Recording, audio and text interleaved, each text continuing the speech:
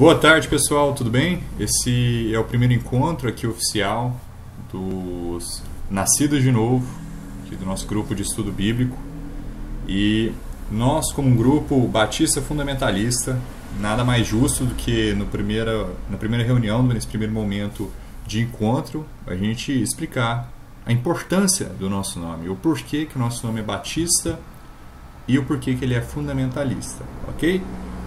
Então, começando aqui com Provérbios capítulo 22, versículo 1.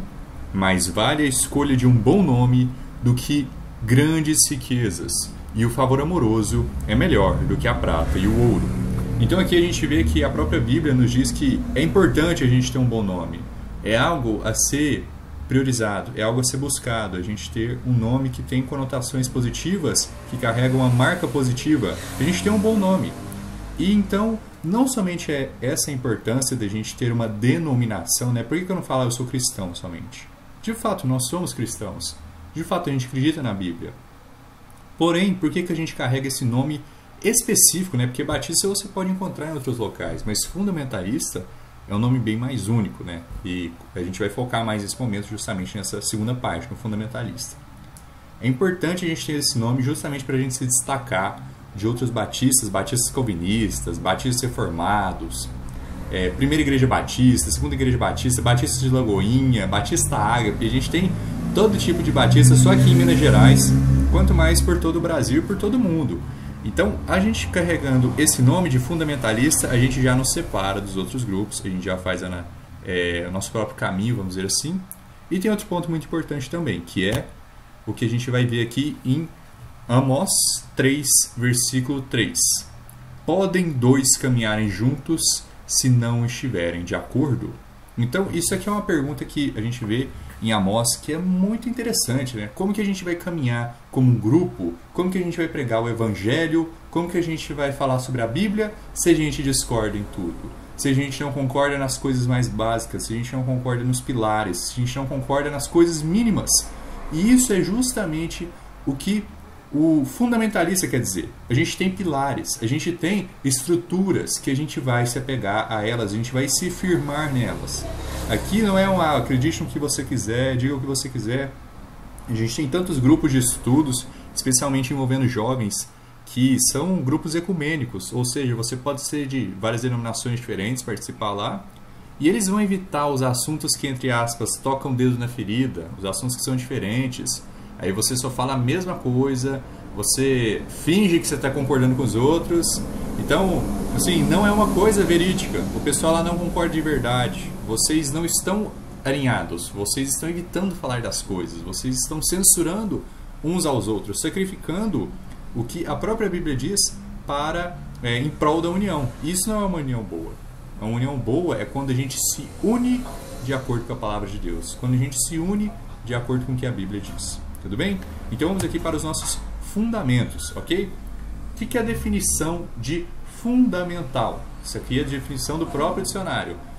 Primeira definição, que serve de fundamento, de alicerce, ou seja, um apoio, uma base. E aqui tem um sentido figuradamente, que tem caráter essencial e determinante, básico, indispensável. Então, a gente é batista fundamentalista porque a gente acredita que a Bíblia, a gente acredita que o Evangelho, a gente acredita que a Trindade são doutrinas essenciais. A palavra de Deus é algo determinante. Ela nos dita o que é certo e errado. Ela nos dita como devemos agir ou como não devemos agir. São coisas básicas. São coisas que a gente não pode dispensar, trocar ou jogar fora. E quais são, de uma maneira mais resumida, os nossos principais fundamentos? Primeiro fundamento, a Bíblia. A Bíblia é a palavra de Deus. A Bíblia ela é perfeita, ela foi preservada, ela tem autoridade. Segunda base, Trindade. Deus é Pai, Filho e Espírito Santo, e esses três são um. A gente não está falando aqui que Jesus é Deus o Pai, ou que Jesus não é Deus, que Jesus é outro Deus. A gente não está falando de nenhuma dessas coisas. Nós acreditamos em Trindade. Jesus é Deus, Deus o Pai é Deus, o Espírito Santo é Deus, mas os três não são o mesmo, tudo bem? Então esse é outro pilar extremamente importante, porque ele nos dita quem Deus é. Ele nos fala muito sobre a natureza de Deus. Isso é algo essencial para a gente. E o terceiro ponto, que também é tão importante quanto os outros, que é o Evangelho. Todos esses pontos eles são complementares, afinal a gente sabe que a Trindade é uma doutrina verdadeira porque a Bíblia nos diz isso. A gente sabe que o Evangelho ele é correto porque a Bíblia nos diz isso.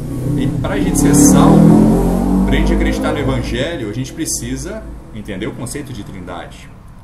Então, o Evangelho é o que nos salva, o Evangelho é o que permite que a gente possa ter a vida eterna. E a gente vai aprofundar em cada um desses três principais fundamentos.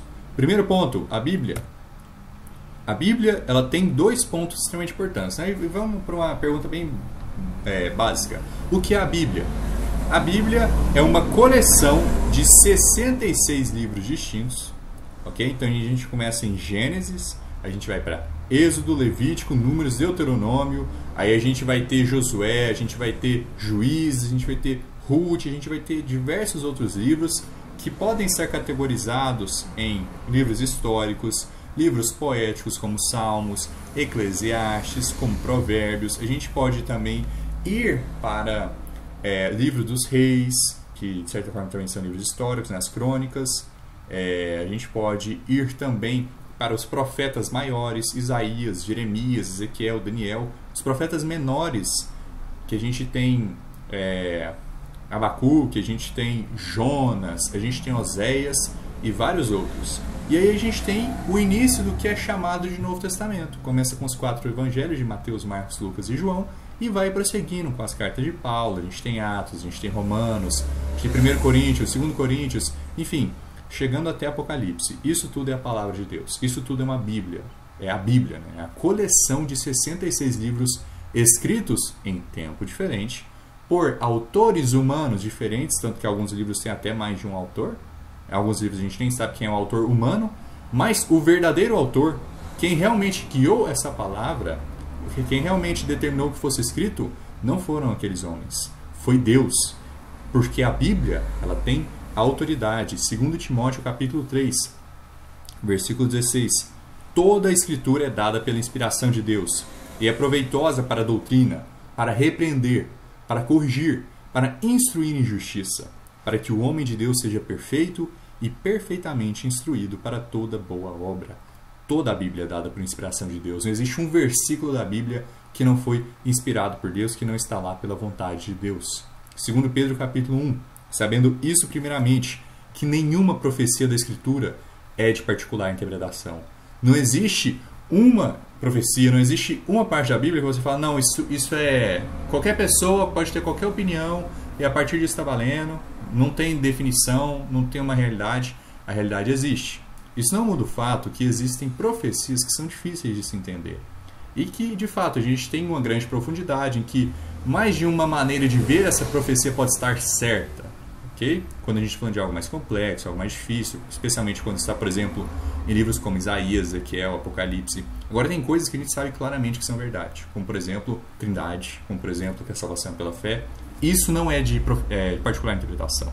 Nada na Bíblia é de particular interpretação. Tem coisas que a gente não sabe 100% e tem coisas que a gente sabe 200%, né? Não tem uma sombra de dúvida.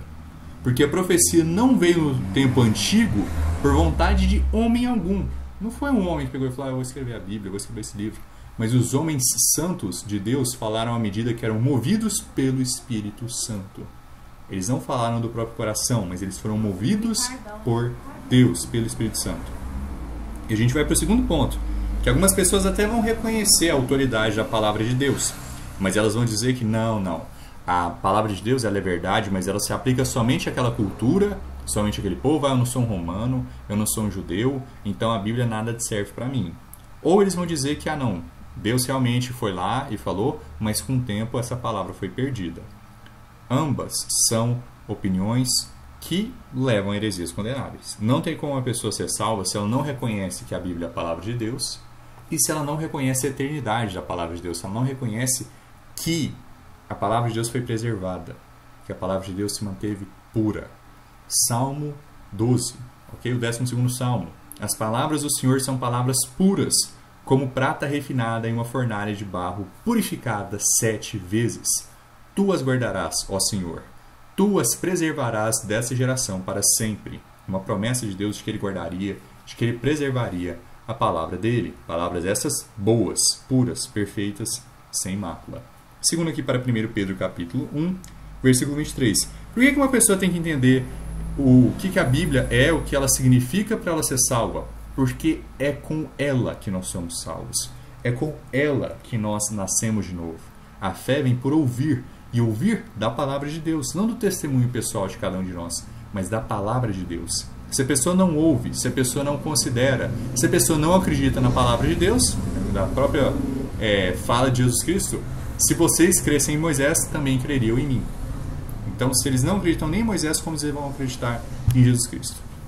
Versículo 23, tendo nascido novamente, não de semente corruptível, mas da incorruptível, pela palavra de Deus, que vive e permanece para sempre. Porque toda a carne é como a erva, e toda a glória do homem como a flor da erva. A erva seca e a sua flor cai, mas a palavra do Senhor permanece para sempre, e esta é a palavra que pelo Evangelho vos é pregada. A palavra do Senhor permanece para sempre. E aqui a gente tem 3 exemplos de ótimas versões bíblicas, tendo uma aqui que ela não é portuguesa, ela não é brasileira, e 2 versões que são traduzidas para o português brasileiro. E a gente tem aqui uma ordem crescente, indo aqui da esquerda para a direita, de qual versão é melhor. Por que qual versão é melhor? A Almeida Corrigida Fiel é uma versão que ela já é bem antiga aqui no Brasil, ela é bem popular em meios batistas independentes, em meios batistas fundamentalistas, e de fato, com motivo, é uma versão bíblica boa. Porém, assim como a King James Fiel, ambas são versões bíblicas portuguesas boas, mas elas ainda contêm erros. Elas ainda contêm erros de tradução, erros estes que podem ser simplesmente por um trabalho falho de tradução. A gente tem uma tradução que foi feita de uma maneira literal demais, e aí a frase perdeu o sentido, ou palavras que foram totalmente trocadas sem motivo aparente. Vou dar um breve exemplo aqui que acontece em ambas. Em Miqueias 1, versículo 8, a gente tem sendo mencionado o dragão nesse versículo. Eu vou uivar como dragão aqui, parafraseando a frase. E em ambas é mudado dragão para chacal. Não é o único lugar onde a palavra dragão é mudada, em ambas as versões, sem contar em outros momentos também, ao ponto que a Almeida Corrigida Fiel, em 1 Coríntios 11, ela adiciona palavras. Ela fala que a mulher deve se cobrir com um véu, que não é algo encontrado na Bíblia. Então, isso aí é um motivo, isso é algo que a King James Fiel não tem. É algo exclusivo da CF, de falar que a mulher tem que se cobrir com um véu. Isso é um motivo para mim, pessoalmente, preferir a King James Fiel à CF. Por mais que ela seja uma versão muito boa, por mais que ela seja uma versão com um histórico positivo, ela ainda tem mais falhas do que a King James Fiel. Então, como eu já venho dizendo também, a King James Fiel tem falhas, ela não é uma versão perfeita, mas ela é a mais próxima da King James Version, da versão inglesa, da versão original, que se manteve a mesma, intacta, desde 1611. A gente deve ter aqui alterações que somente foram gramaticais, no sentido de o acento ficou de que maneira, essa treno em tal palavra ficou de qual forma. A gente não teve mudança de palavra, a gente não teve mudança de frase, versículos não foram excluídos ou adicionados. Essa Bíblia se manteve a mesma desde a sua tradução. E isso é algo maravilhoso. Isso é algo muito positivo, porque todas as gerações, desde o lançamento dessa Bíblia, tiveram contato com a mesma informação, com as mesmas palavras, okay? Com o mesmo sentido, as mesmas profecias. E nos dias de hoje a gente tem muitas Bíblias que removem versículos, que mudam completamente as palavras, que removem o nome de Cristo, o nome de Jesus, o nome de Deus, que removem partes extremamente essenciais da Bíblia e agem como se não fosse nada. Todo ano lançando uma versão bíblica nova, buscando só ganhar mais lucro, corrompendo cada vez mais a palavra de Deus. Isso, infelizmente, é real, isso existe. Existem pessoas criando versões só para lucrar, não se preocupando se estão adicionando ou removendo a palavra de Deus. Então a gente precisa ter muita atenção com isso. A versão bíblica importa. Se você sabe inglês, se você consegue ler inglês. A da King James é um pouco mais difícil, porque, de novo, se manteve a mesma desde 1611. Então é um inglês mais arcaico. Se você dá conta, eu recomendo você a ler. Mas enquanto a gente estiver aqui no Brasil, a gente vai ter que falar português. E as melhores versões que a gente tem no momento é a King James Fiel e a Almeida Corrigida Fiel. Então, tendo isso em mente, sobre essa questão das versões bíblicas, das diferenças e da importância de ter uma versão bíblica correta, vamos prosseguir para o segundo ponto, que é a Trindade. A Trindade é extremamente vital para uma pessoa entender a divindade de Cristo, a divindade do Espírito Santo e também a divindade de Deus o Pai. Aqui a gente tem uma ilustração bem básica, mas que também ao mesmo tempo nos diz muito sobre a Trindade, ok? Então aqui no meio a gente tem Deus, God, ok? E aqui está dizendo o quê? Que o Pai, à esquerda, não é o Filho. E o Filho não é o Espírito Santo. E o Espírito Santo não é o Pai, mas o Pai é Deus. O Espírito Santo é Deus. O Filho é Deus. Isso é uma ilustração que sumariza o que está encontrado em 1 João capítulo 5, no versículo 7. Porque 3 são os que dão testemunho no céu: o Pai, a Palavra e o Espírito Santo. E estes 3 são um. Então a gente tem um Deus, e ao mesmo tempo que a gente tem um Deus, um Deus, somente um Deus, é composto de 3 pessoas distintas. Pessoas essas que não são as mesmas. Então a gente não está falando aqui de um modalismo que muitas religiões ensinam, que Jesus é Deus o Pai, que Jesus é o Espírito Santo, que é tudo a mesma coisa. Não. Estes 3, eles precisam ser 3, ao mesmo tempo que eles são só um Deus. Não é uma pessoa usando chapéus diferentes, com funções diferentes, igual em alguns locais, até em catequese, em catolicismo, eles vão ensinar modalismo também. É algo que, infelizmente, está bem espalhado nos dias de hoje, especialmente em meios pentecostais. A gente não está falando também do que os testemunhos de Jeová ensinam, que Jesus Cristo não é Deus. Ele se tornou um Deus com letra minúscula. A gente não está falando disso. A gente está falando que Jesus é tão quanto Deus quanto o Pai. Tão Deus quanto o Espírito Santo. Ao ponto que eu separei aqui 2 tabelinhas. A primeira são de títulos compartilhados: Todo-Poderoso, o Criador, Deus, Jeová, Senhor, Rei dos Reis, Senhor dos Senhores, Salvador, Alfa e Ômega. E a gente tem aqui vários outros nomes e títulos que são aplicados para Deus como um todo. Isso quer dizer que você pode chamar Jesus de Todo-Poderoso? Sim. Você pode chamar Jesus Cristo de o Criador? Sim. Você pode chamar o Espírito Santo de Deus? Sim. Você pode chamar o Espírito Santo de Jeová, de Senhor, de Rei dos Reis? Sim. Você pode chamar Deus o Pai de todas essas coisas? Pode.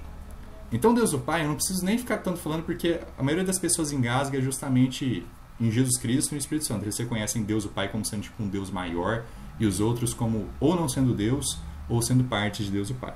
Mas a gente está falando que os 3 são Deus. A mesma porcentagem de Deus, a mesma totalidade de Deus. Não são 3 partes de uma mesma pessoa, são 3 pessoas diferentes que compõem um Deus. O que quer dizer, aqui nos títulos únicos, que a gente também não está falando de uma mesma pessoa, e a gente não está falando de um panteão grego, de um panteão romano, de um panteão pagão, que a gente tem vários deuses diferentes, um deus do fogo, um deus da guerra, um deus do gelo, e esses deuses brigam entre si. A gente não está falando disso. Jesus Cristo é todo-poderoso, o Espírito Santo é todo-poderoso, Deus o Pai é todo-poderoso. Mas eles possuem títulos únicos. Primeiro, título aqui para Deus o Pai. Pai das luzes. Então, se você chamar Jesus Cristo de Deus o Pai, está correto? Não, não está correto. Você pode chamar Jesus de todos os títulos compartilhados, mas você não pode chamar Jesus Cristo de o Pai. Você pode chamar o Pai de Espírito Santo?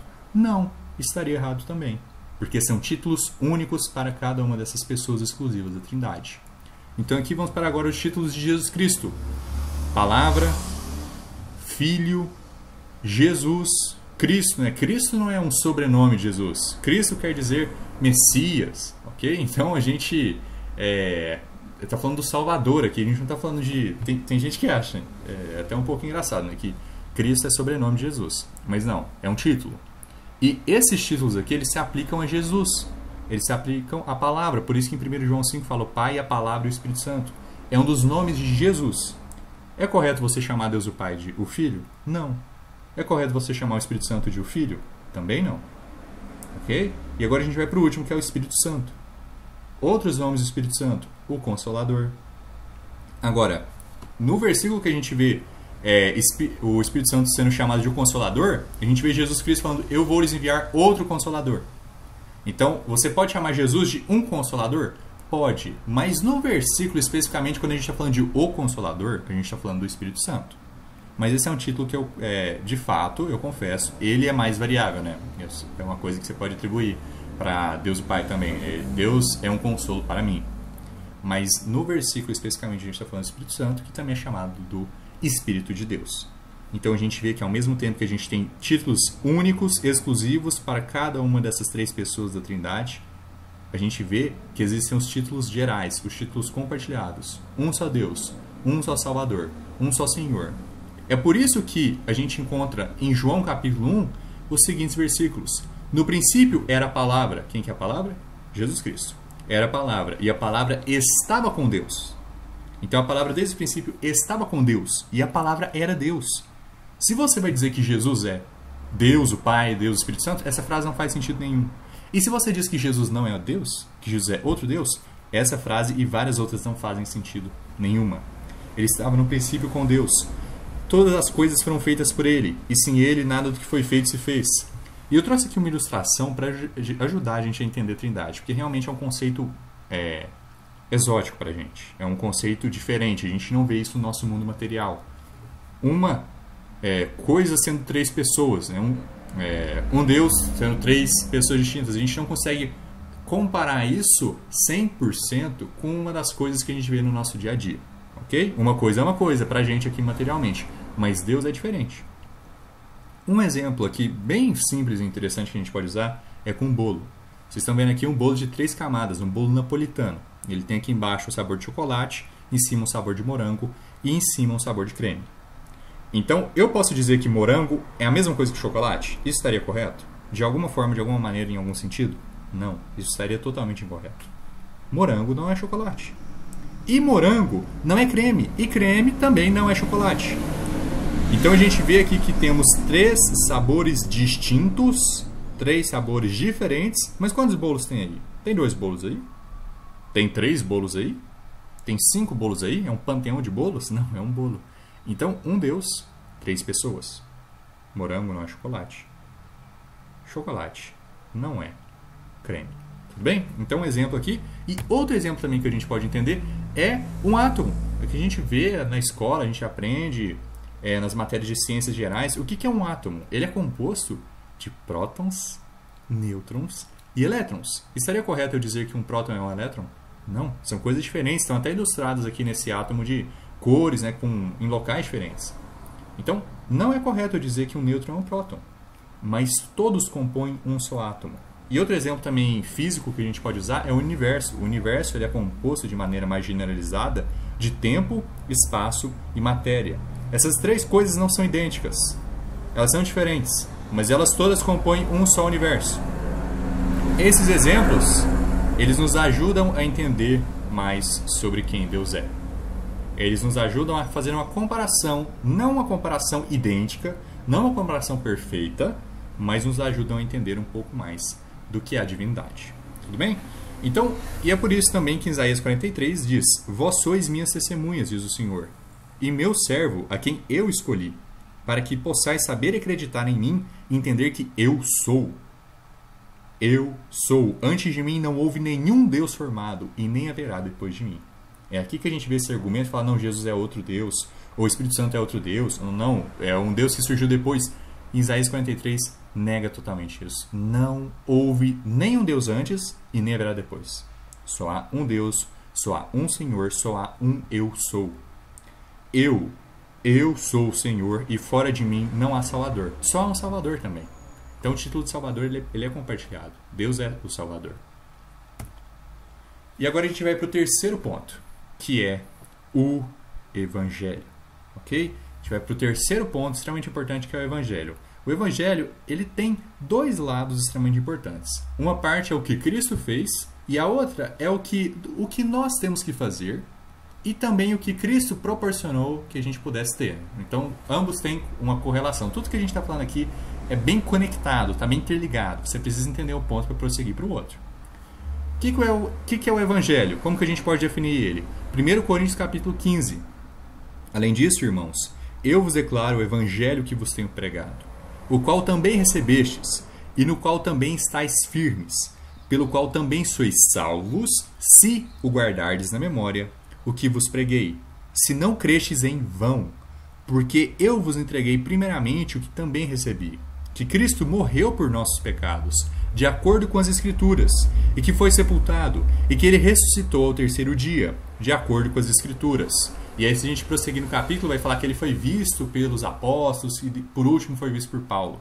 Então, Jesus Cristo ressuscitou. Ele não permaneceu no inferno, ele não permaneceu no seu sepultamento. Ok? Ele ressuscitou. Isso, de maneira resumida, é o Evangelho. Então, quais são os 3 pontos essenciais do Evangelho? A cruz, a morte e a ressurreição de Cristo. Isso tudo que ele fez, ele ter morrido por nossos pecados, sofrido por nossas iniquidades, permitiu que nós pudéssemos ser salvos, que a gente possa nascer de novo, né? Por que a gente, o nosso grupo tem o nome Nascido de Novo?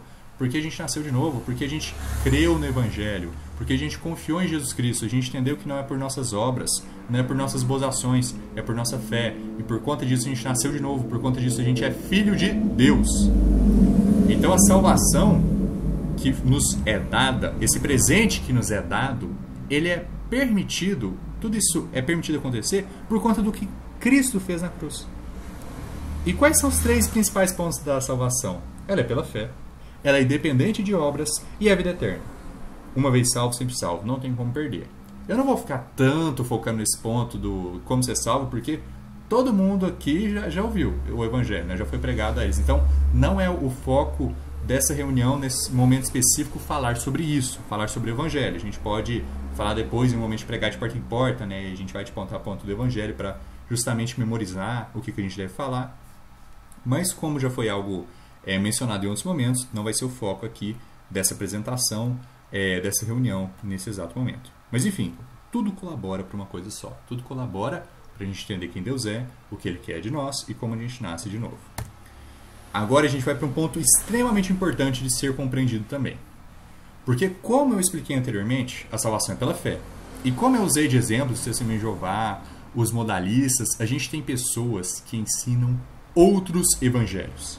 A gente tem pessoas que propagam falsos evangelhos, que ensinam salvação por obras, que ensinam que você pode perder sua salvação, que ensinam que se você pecar, você vai para o inferno, se você fizer uma obra ruim, você vai para o inferno, mesmo depois de você crer. Enfim, ensinam todo tipo de variação do evangelho, todo tipo de mentira. Eles vão criando outros deuses, vão dizendo que Jesus não é Deus, que o Espírito Santo não é Deus. Eles vão criando outros cristos. Esses são os falsos profetas. Esses são quem a Bíblia caracteriza como reprovados, filhos de Belial. Um grupo também extremamente importante a gente aprender, só que eu vou tratar em outra reunião, para o assunto não ficar muito extenso. Então, é um tema para outro momento, mas ainda assim está correlacionado com pessoas que originaram, que propagaram esses falsos evangelhos. 2 Coríntios capítulo 2, versículo 17. Porque nós não somos como muitos, os quais corrompem a palavra de Deus, mas com sinceridade, como de Deus, à vista de Deus, nós falamos de Cristo. A gente precisa ter muita atenção, porque existem muitas pessoas mesmo, que corrompem a palavra de Deus. A maior parte das religiões do mundo ensinam um falso evangelho, ensinam um outro Cristo, ensinam uma outra salvação. A maior parte dos pastores e pregadores e figuras religiosas do mundo são lobos em pele de cordeiro. A gente precisa ficar atento para isso. A gente precisa lembrar disso sempre, para que a gente nunca se esqueça da importância de pregar o evangelho, da importância de compartilhar o que nos foi dado, o que nos foi entregue, o que nos foi ensinado com os nossos familiares, com os nossos amigos, com os nossos vizinhos, com os conhecidos, seja com quem for. O evangelho, ele é simples, o evangelho, ele é fácil, ok? A salvação é gratuita, ela é extremamente fácil. 2 Coríntios capítulo 11, versículo 3. Mas eu temo que, de algum modo, assim como a serpente enganou Eva com a sua sutileza, que as suas mentes sejam corrompidas da simplicidade que há em Cristo. O evangelho é simples. Vocês viram que eu resumi tudo em 3 pontos? Foi até interessante porque deu para falar Trindade, 3. Então, os pilares, 3. Deu para resumir em 3 pontos. 3 pontos extremamente fáceis, né? É algo muito simples. A simplicidade que há em Cristo. Porque se alguém for pregar-vos outro Jesus que nós não temos pregado, ou se recebeis outro Espírito que não recebestes, ou outro Evangelho que não aceitastes, vós o podeis suportar. Então o apóstolo Paulo está preocupado que essas pessoas possam aceitar pessoas que estão pregando falsos evangelhos, outro Jesus. Existem pessoas que ensinam outro Deus. Ah, não, todas as religiões são iguais, a gente acredita na mesma coisa. Mentira. Isso não é verdade. E eu sei que algumas pessoas falam isso na inocência, falam isso porque acham que vai parecer algo bonito, né? Algo, todo mundo acredita na mesma coisa e tal, não tem importância. Mas isso é algo muito sério. As pessoas que confiam em um falso evangelho, em outro Jesus, numa falsa religião, estão no caminho do inferno. Não tem como você fugir disso. Não adianta você ignorar essa realidade. A gente precisa evangelizar, a gente precisa compartilhar o evangelho, a gente precisa defender a verdade e expor mentira. A gente precisa expor a enganação da serpente. Do contrário, muitas pessoas, muitas mesmo, vão continuar indo para o inferno por nossa falta de atividade, por nossa falta de atuação. Gálatas, capítulo 1. Admiro-me de que tão breve vos desviastes daquele que vos chamou para a graça de Cristo para um outro evangelho, o qual não é um outro. Entretanto, há alguns que vos perturbam e querem perverter o evangelho de Cristo. Não é como se tivesse um evangelho diferente para cada etnia, para cada nação, para cada povo. Não, os judeus são salvos de tal maneira, os cristãos são salvos de tal maneira, os brasileiros são salvos de tal maneira, os africanos, os asiáticos, os esquimós, a tal grupo são salvos de tal maneira. Não, só há um evangelho, só há um Cristo. Eles estão pervertendo o verdadeiro evangelho, eles estão pervertendo a palavra de Deus. Porém, ainda que alguém, nós ou um anjo do céu, vos pregasse algum outro evangelho além do que vos pregamos, que seja ele amaldiçoado. Olha que palavras tão poderosas são essas. Olha quão grande um aviso é esse. Nós, qualquer pessoa, um anjo do céu. Para um pouquinho para pensar. Quantas religiões não surgiram com essa teoria de que um anjo foi lá e começou essa nova religião? Como que a gente não tem os islâmicos falando de que apareceu um anjo e foi lá e conversou com Maomé, e ele teve essa revelação, e os Mormons também, que a gente tem justamente essa questão de que o Joseph Smith estava lá buscando um tesouro, aí ele foi, encontrou essas tábuas do Mormon, do anjo Mormon, e aí começou essa falsa religião, começou toda essa questão. Quantas religiões a gente não tem isso? O Espiritismo mesmo, fala que os espíritos tiveram esse contato com Kardec, a Bíblia classifica anjos e demônios como espíritos. Então assim, se um anjo, por mais que seja um anjo do céu, ou que pareça ser um anjo do céu, é importante a gente entender isso, que Satanás ele se transfigura, ele não vai estar falando diretamente, estou te levando para o inferno. Ele quer enganar as pessoas, ele quer ser sutil, ele quer levar o máximo de pessoas para longe de Deus. Então ele não vai falar abertamente toda vez, ele vai muitas vezes estar enganando as pessoas até que seja tarde demais para elas se tornarem para o caminho da verdade. É importante a gente entender isso. Então mesmo que pareça ser um anjo do céu, ou seja um anjo do céu que está prestes a cair, né? Então não importa o que for, que ele seja amaldiçoado. Se for algo diferente do que a Bíblia ensina, se for um Deus diferente, se for uma trindade diferente, um evangelho diferente, que ele seja amaldiçoado. Como já vos dissemos, digo-vos agora novamente, se algum homem pregar-vos algum outro evangelho, além do que recebestes, que ele seja amaldiçoado. Pois persuado eu agora a homens ou a Deus? Ou procuro agradar a homens? Se estivesse ainda agradando aos homens, não deveria ser servo de Cristo. E é por esse motivo que muitos lobos em pele de cordeiro pregam falso evangelho. É por isso que muitos falsos pastores existem. Porque eles estão querendo agradar homens, eles estão querendo riquezas, eles estão querendo favor com os homens. Então eles ensinam coisas que as pessoas querem ouvir, que não é a verdade, que não são a realidade. Corrompem a palavra de Deus para conseguir popularidade, dinheiro, seja por qual motivo for. E para concluir essa reunião de hoje, 2 Coríntios capítulo 1. O Evangelho ele é simples, ele é fácil e ele nos proporciona uma certeza, não uma dúvida. A serpente enganou Eva porque ele começou a colocar ponto de interrogação na palavra de Deus. Porque ele começou a colocar um ponto de interrogação na frase que Deus claramente falou. Não comereis do fruto do conhecimento do bem e do mal, da sabedoria do bem e do mal. Satanás falou, não comereis de todas as árvores que estão no jardim? E depois desse ponto de interrogação, ele traz a negação. Certamente não morrereis. Primeiro Satanás traz a dúvida, depois ele traz a negação. Isso é um padrão que ele realiza, da maneira dele de agir. 2 Coríntios capítulo 1. Mas como Deus é verdadeiro, a nossa palavra para convosco não foi sim e não. Você é salvo pelas obras. Você é salvo pela fé. Mas se você não tiver as obras juntos, você vai para o inferno. Não, a salvação é eterna. Mas se você fizer isso, não, Deus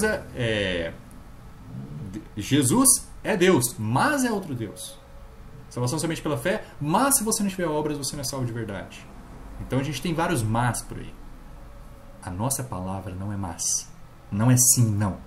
Porque o Filho de Deus Jesus Cristo, que foi pregado entre vós por nós, por mim, Silvano e Timóteo. Não foi sim e não, mas ele foi sim. Deus nos proporciona uma certeza com o seu evangelho.